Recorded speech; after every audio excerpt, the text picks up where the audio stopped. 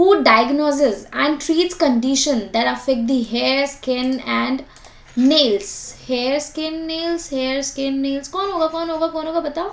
Acne, skin, इन सब से अगर कोई डील करता है तो उसको क्या बोलते हैं, डर्मेटोलॉजिस्ट. डर्मा का मतलब होता है योर स्किन. तो जब कभी भी डर्मा याद आएगा, डर्मा यानी स्किन से याद करना. लॉजिस्ट तो आपको समझ आ ही गया, ठीक है. तो लॉजिस्ट पे तो दिक्कत है नहीं, लॉजिस्ट हर किसी के आगे लग जाएगा.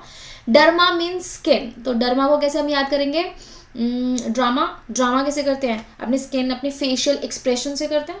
स्किन का मतलब सिर्फ अपनी फेस की नहीं है. यहाँ पे जो आपको इमेज में आपको फेस दिख रहा है, not related to this, any hair, like hair हो गया, आपके नेल्स हो गए, कहीं कहीं पर भी स्किन में कुछ इशू आ रहा है, स्किन कैंसर रिलेटेड है, रैशेज है कहीं पर भी, तो वो आपके स्किन के अंडर या डर्मेटोलॉजिस्ट के अंडर ही आएगा, ठीक है.